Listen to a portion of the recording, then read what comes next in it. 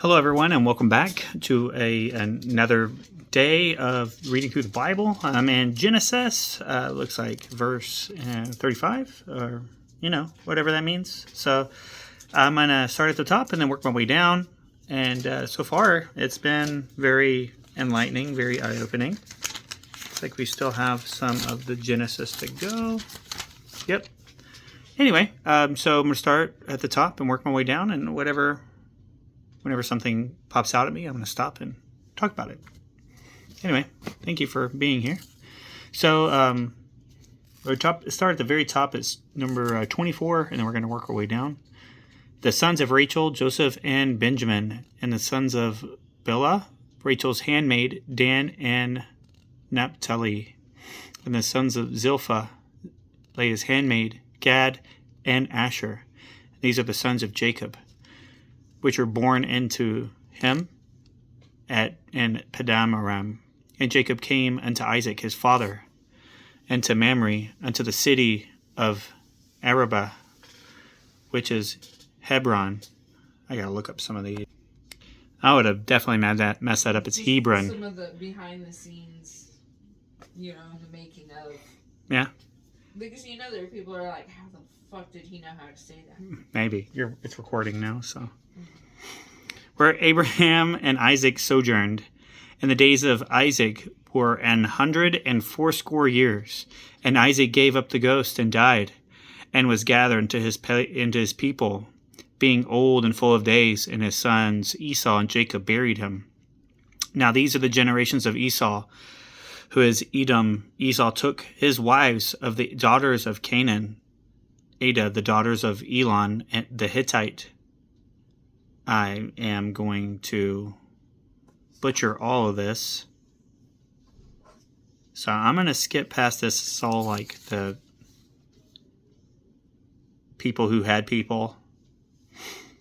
So I'm going to go into number 6 on the verse 36 and start from there. And Esau took his wives and sons and daughters and all the persons of his house and his cattle and all his beasts and his substance, which he had got in the land of Canaan, and went to the country from the face of his brother Jacob. For their riches were more than they might dwell together. And the land wherein they were strangers could not bear them because of the cattle. So I guess there's a lot of cattle, I guess. Thus dwelt Esau in the Mount Seir. Esau is Edom. And these are the generations of Esau, the father of the Edomites, in Mount Seir. So it goes on to say about all his children. So I'm going to skip past that.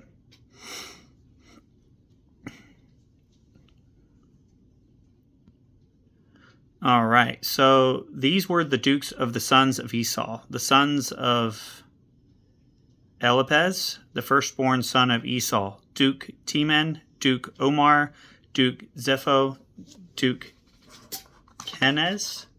I'm just going to look that up. Look it up. Look it up. You gotta be careful to cuss on YouTube because it could, not let you make money on there. That's okay. It's all right. It's not a big deal. So I don't know. But I'm gonna keep reading. Okay.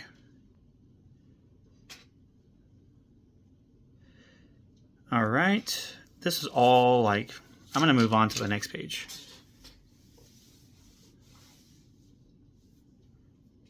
All right, I'm going to skip all the way to the next verse, 37, and then I'm going to start from there. The ones that are above it were just a bunch of children, and they died, and I'm going to butcher their names, and that's a lot to look up. So, all right, so 37. And Jacob dwelt in the land wherein his father was a stranger, in the land of Canaan. And these are the generations, here we go again, of Jacob. Joseph, being 17 years old, was feeding the flock with his brethren, and the lad with his sons of Bilhah with the sons of Zilpah, his father's wives, and Joseph brought unto his father their evil report.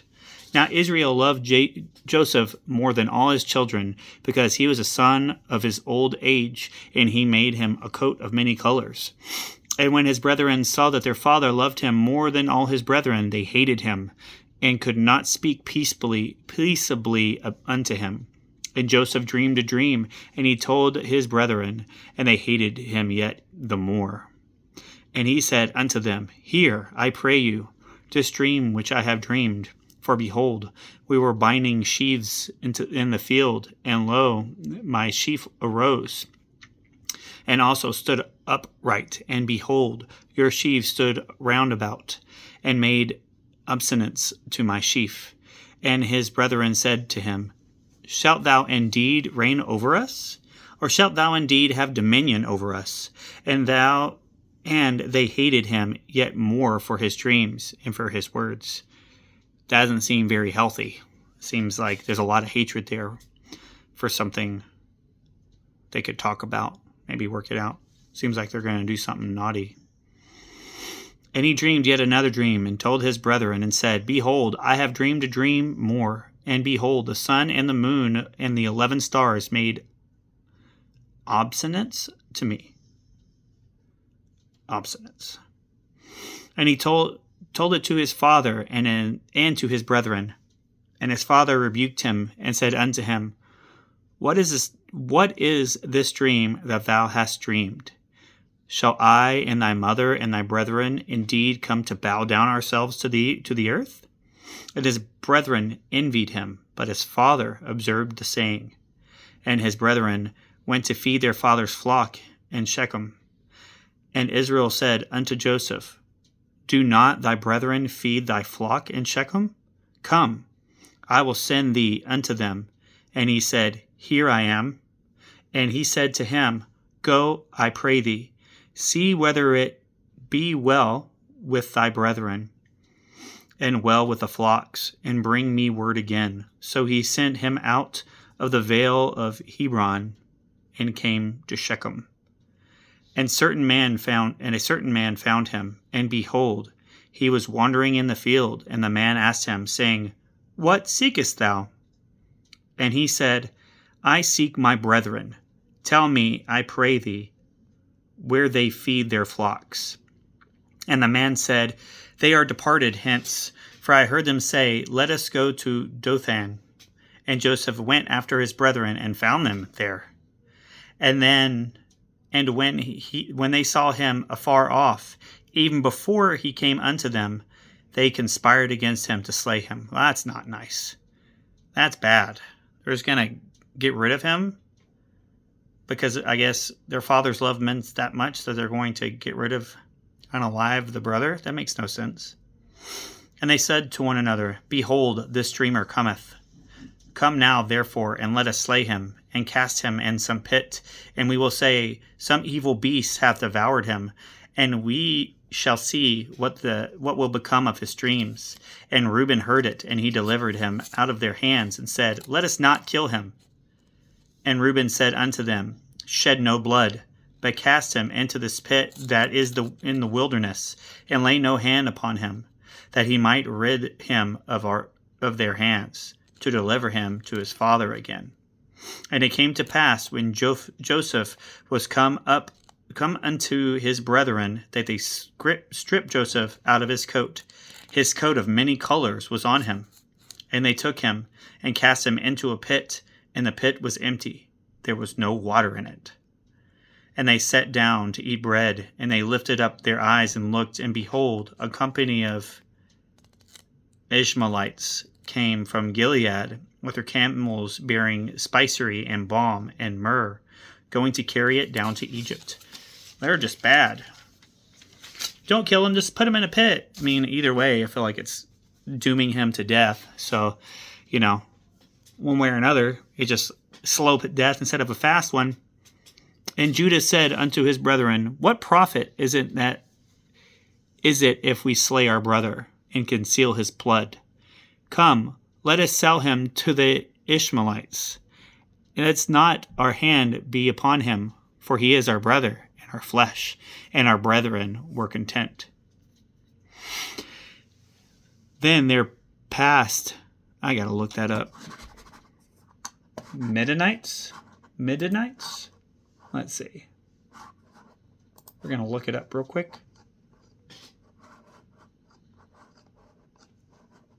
Can we look it up? Is it on here? That's the question. Yeah, there we go. Let's listen. Midianite. Wow, I would have messed that up. Sold him into Egypt, into Potiphar. I'm gonna look that one up too. Potiphar. Maybe it's that. I don't know. By the way, if this works, let me know. If it doesn't, let me know, please. Let's see.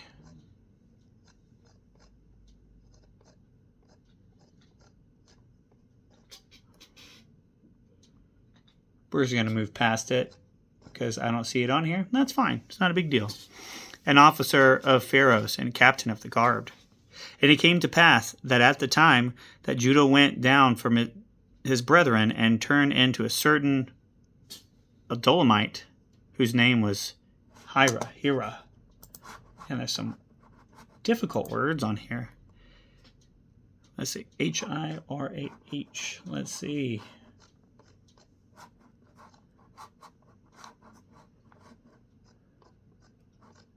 It's not on here either. That's fine. No big deal. And Judah saw that there was a daughter of a certain Canaanite, whose name was Shudha, and he took her and went in unto her, and she conceived and bare a son, and he called his name And she conceived again and bare a son, and she called his name Onan. And she yet again conceived and bare a son, and called his name Shelah, and he was at Shezib. Wow, this one's full of difficult ones today.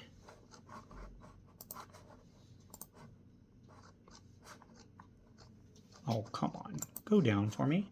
There we go. It's not on here either. That's fine. No big deal. When she bare him, and Judah took a wife for his firstborn, whose name was Tamar, and Judah's firstborn, was wicked in the sight of the Lord, and the Lord slew him.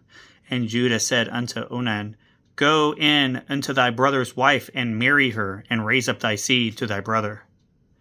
And Onan knew that the seed would not be his, and it came to pass, when he went in unto his brother's wife, that he spilled it on the ground, lest that he should give seed to his brother. And the thing which he had displeased the Lord, wherefore he slew him also.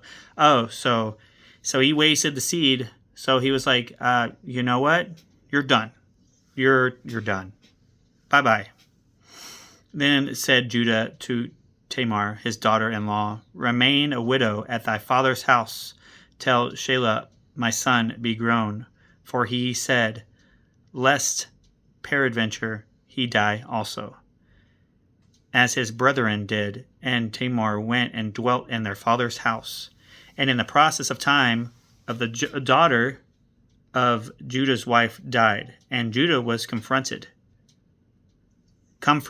that's what it is, and went up unto his sheep shearers, and he and his friend the Adulamite. And it was told to Tamar, saying, Behold, thy father-in-law goeth up to Timnath to shear his sheep. And she put her widow's garments off from her, and covered her with a veil, and wrapped herself, and sat in an open place, which is by the way to Timnath.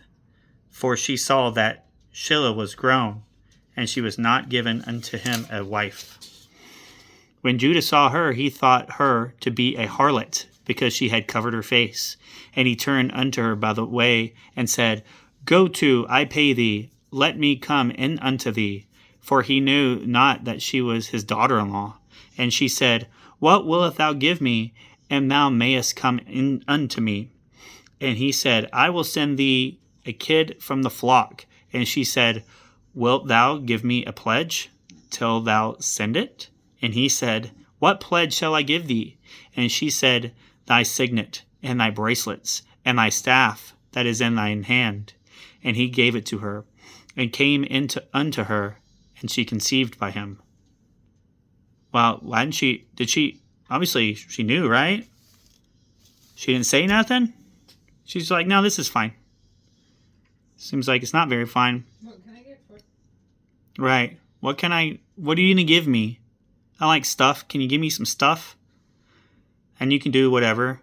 And she rose and went away and laid by her veil from her and put on garments of her widowhood. And Judah sent the kid by the hand of his friend the Adullamite to receive his pledge from the woman's hand, but he found her not. Then he asked the man of the place, saying, Where is the harlot that was openly by the wayside? And they said, There was no harlot in this place. And he returned to Judah and said, I cannot find her. And also the men of the place said that there was no harlot in this place. And Judah said, Let her take it to her, lest we be shamed. Behold, I sent this kid, and thou hast not found her. And it came to pass, about 3 months later, that it was told Judah, saying, Tamar, thy daughter-in-law, hath played the harlot, and also, behold, she is with child by whoredom. And Judah said, Bring her forth, and let her be burnt. Ooh, goodness. When she was brought forth, she sent to her father-in-law, saying, By the man whose these are, I am with child. And he said, Discern, I pray thee, whose are these, the signet and bracelets and staff? And Judah acknowledged them and said, She hath been more righteous than I, because that I gave her not to Shelah my son. And he knew her name again no more. And it came to pass in the time of her travail, that, behold, twins were in her womb. And it came to pass, when she travelled, that the one put out his hand, and the midwife took and bound upon his hand a scarlet thread, saying, This came out first. And it came to pass, as he drew back his hand, that, behold, his brother came out. And she said, Thou hast thou broken forth. This breach be upon thee. Therefore his name was called Pharez. I'm going to look that up, because that seems important. Pharez. Pharez? Pharez? Let's see.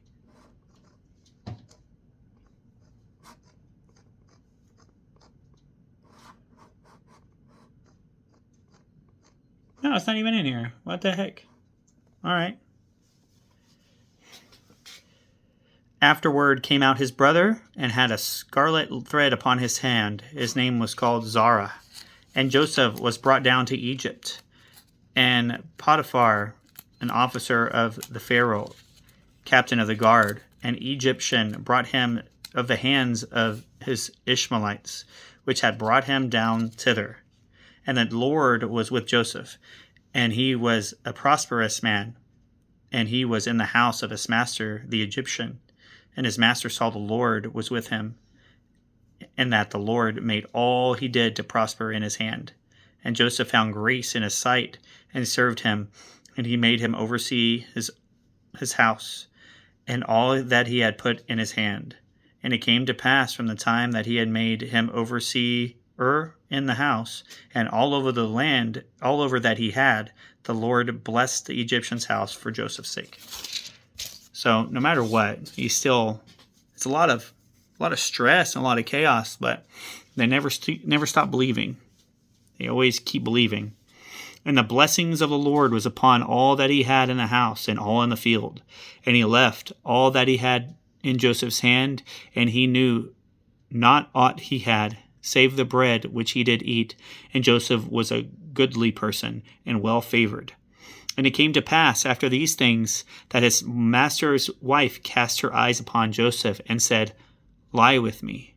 But he refused and said unto his master's wife, Behold, my master wotteth not what is with me in the house, and he hath committed all that he hath to my hand.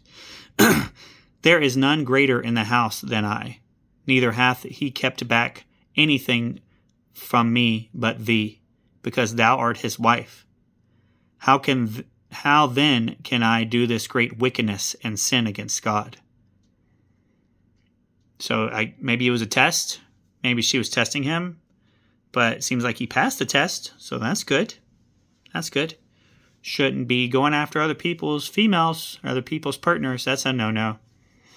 And it came to pass about this time, as he spake to Joseph day by day, and he hearkened not unto her, to lie by her, or to be with her. And it came to pass about this time that Joseph went into the house to do his business, and there was none of the men of the house there within. And she caught him by his garment, saying, Lie with me.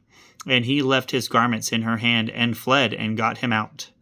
And it came to pass, when she saw that he had left his garment in her hand, and was fled forth, then she called unto the men of her house, and spake unto them, saying, See, he hath brought in a Hebrew among us to mock us. He said unto me to lie with me. And I cried with a loud voice, She's lying. She's lying. And it came to pass, when he heard that I had lifted up my voice and cried, that he left his garment with me, and fled, and got him out. And she laid up his garment by her, until his lord came home. And she spake unto him according to the words, saying, The Hebrew servant, which thou hast brought into us, came in unto me to mock me.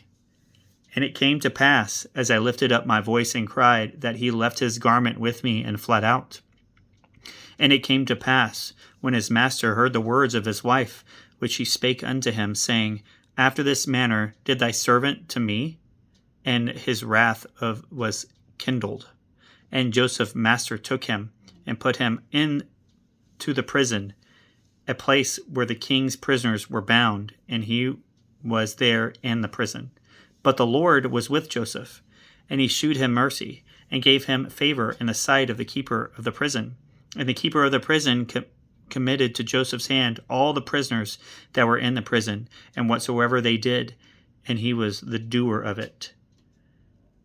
The keeper of the prison looked not to anything that was under his hand, because the Lord was with him, and that which he did, the Lord made him to prosper. So, what I'm seeing here is it went in this person's house, and the female of the house was like, come here, you just come lay with me, it's fine. And he was like, no, I'm good. And then she's like, no, come here. And then she lied. Then she straight up lied to try to get him in trouble. And look, now he's in prison. That's not good. So there's some treachery. There's a lot of things going on there in here. But we're going to stop for the night. And I'll see you guys tomorrow. Thank you again for coming to see me. Have a great day.